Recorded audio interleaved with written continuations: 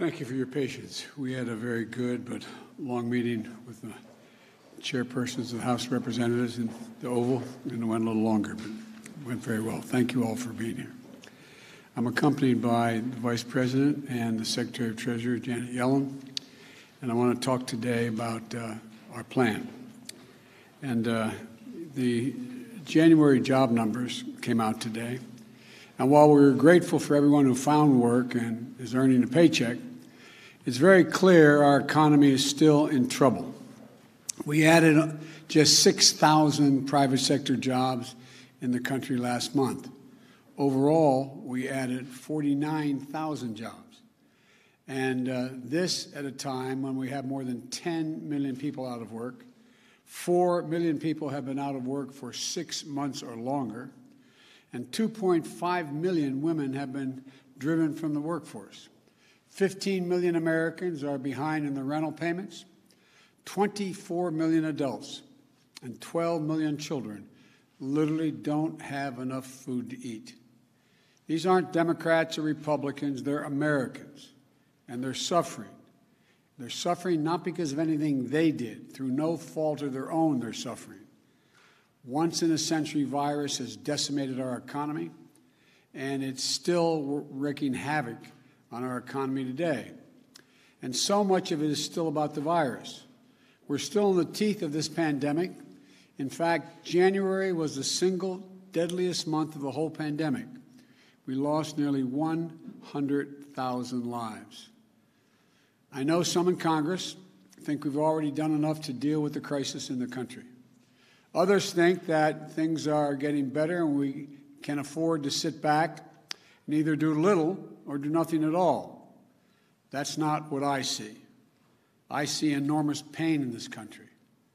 A lot of folks out of work, a lot of folks going hungry, staring at the ceiling at night wondering, what am I going to do tomorrow? A lot of folks trying to figure out how to keep their jobs and take care of their children.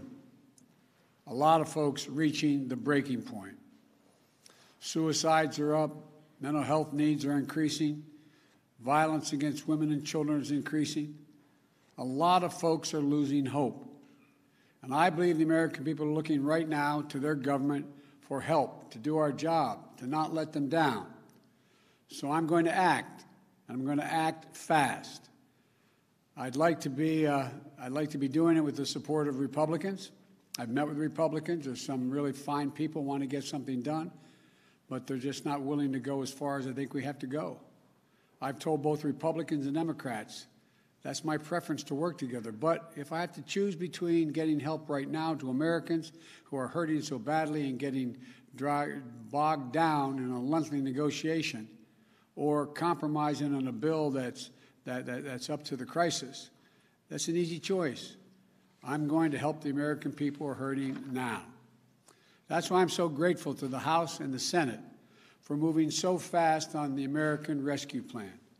Here's what's in that plan. First, it puts $160 billion into our national COVID-19 strategy, which includes more money for manufacturing, distribution, and setting up of vaccine sites, everything that's needed to get the vaccines into people's arms. There's simply nothing more important than us getting the resources we need to vaccinate the people in this country as quickly as possible. So job number one of the American Rescue Plan is vaccines. Vaccines. The second, the American Rescue Plan is going to keep the commitment of $2,000, $600 has already gone out, $1,400 checks to people who need it. This is money directly in people's pockets. They need it. We need to target that money, so folks making $300,000 don't get any windfall. But if you're a family that's a two-wage earner, each of the parents, one making 30 grand, one making 40 or 50, maybe that's a little more than, well, yeah, they need the money, and they're going to get it. And here's what I won't do. I'm not cutting the size of the checks. They're going to be $1,400, period. That's what the American people were promised. Very quickly, here's the rest of my plan. It has money for food and nutrition so that folks don't go hungry. I think our Republican friends are going to support that. It extends unemployment insurance, which is going to run out on March 13th of this year to the end of September of this year, because we're still going to have high unemployment. It helps small businesses, thousands of whom have had to go out of business. It has money to help folks pay their health insurance. It has rental assistance to keep people in their homes rather than being thrown out on the street. It's got money to help us open our schools safely.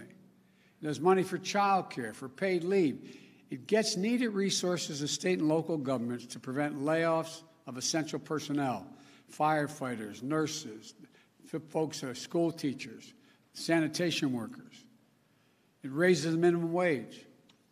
It's big and it's bold, and it's a real answer to the crisis we're in. That's one more thing, and I want to say it very clearly on this, be very clear on this point. It's better economics. It not only addresses the immediate crisis we're in, it's better for the long-term economic health of our nation and our competitiveness. My plan creates more jobs, creates more economic growth, and does more to make us competitive with the rest of the world than any other plan. Don't take my word for it. Just look at what leading economists across the nation have said, and in the world and across the ocean have said. Wall Street investment firm Moody's says, if we pass the American Rescue Plan, it will lead to 4 million more jobs than otherwise would be created. The nonpartisan Brookings Institution has looked at the American Rescue Plan and said the GDP will reach pre-pandemic projections by 2021, meaning we'll have recovered by the end of 2021. Much sooner, by the way, than if we do nothing. Look, just this week, the Congressional Budget Office projected that if we don't take action, it would take until the year 2025 to return to full employment. There's also a growing chorus of top economists, right, center, left, that say we should be less focused on the deficit and more focused on the investments we make and can make now in jobs, keeping families out of poverty, and preventing long-term economic damage to our nation. The simple truth is, if we make these investments now, with interest rates at historic lows, we'll generate more growth, higher incomes, a stronger economy, and our nation's finances will be in a stronger position as well. And the payoff won't just be in jobs, but in our global competitiveness as well, because we'll be regaining our economic strength faster. So, the way I see it, the biggest risk is not going too big if we go too small. We've been here before. When this nation hit the Great Recession that Barack and I inherited in 2009, I was asked to lead the effort on the Economic Recovery Act to get it passed. It was a big recovery package, roughly $800 billion. I did everything I could to get it passed, including getting 3 Republicans to change their votes and vote for it. But it wasn't enough. It wasn't quite big enough. It stemmed the crisis, but the recovery could have been faster and even bigger. Today, we need an answer that meets the challenge of this crisis, not one that falls short. And that's the issue facing the country right now. What Republicans have proposed is either to do nothing or not enough. All of a sudden, many of them have rediscovered fiscal restraint and the concern for the deficits. But don't kid yourself. This approach will come with a cost. More pain for more people for longer than it has to be. Secretary Yellen talks about the scarring effect that comes with prolonged economic pain. We see that scarring effect in economic data, but more important, we can see it in the lives of people living with long-term unemployment, living in hunger, at wit's end over how to keep their jobs, take care of their kids. And then she talks about the need to alleviate long-term suffering in the economy. We can do that. We don't have to wait until 2025 to get back to full employment, which will be the case if we don't do this. Again, independent analysis from places like Moody's, on Wall Street, Brookings Institution, the American Rescue Plan could achieve that by the beginning, full employment, by the beginning of next year. So to me, this is what this moment comes down to. Are we going to pass a big enough package to vaccinate people, to get people back to work, to alleviate the suffering in this country this year? That's what I want to do. Or are we going to say to millions of Americans who are out of work, many of whom have been out of work for 6 months or longer, who've been scarred by this economic and public health crisis, don't worry, hang on, things are going to get better.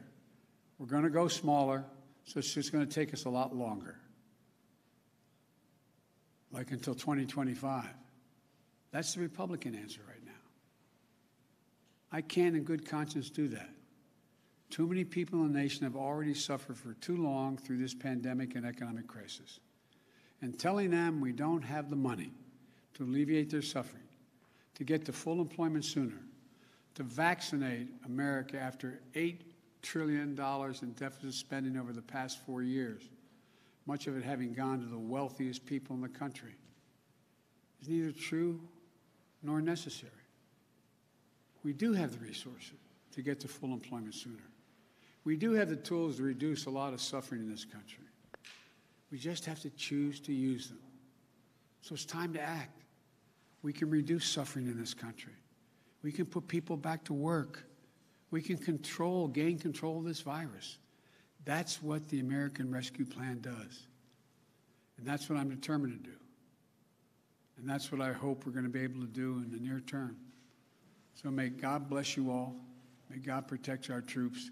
And I truly believe real help is on the way. Thank you all so very much. Thank you. Mr. President, how could you better target who gets the $1,400 check?